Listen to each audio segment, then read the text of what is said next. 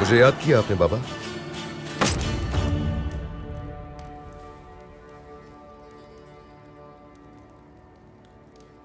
तेज करो तलवार की धार।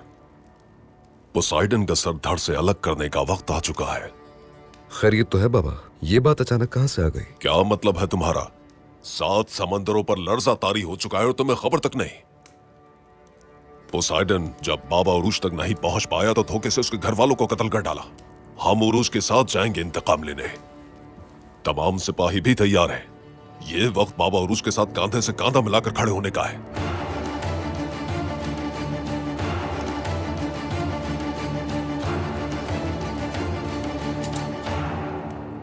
अफसोस हुआ बहुत।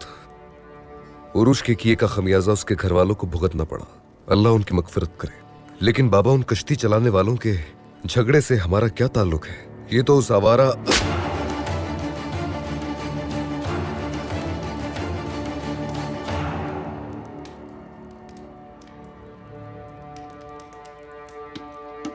घटिया इंसान।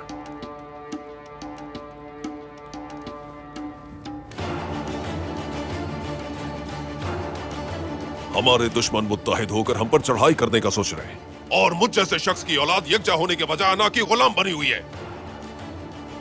बच्चों और औरतों का दिफा करना हम पर फर्ज है।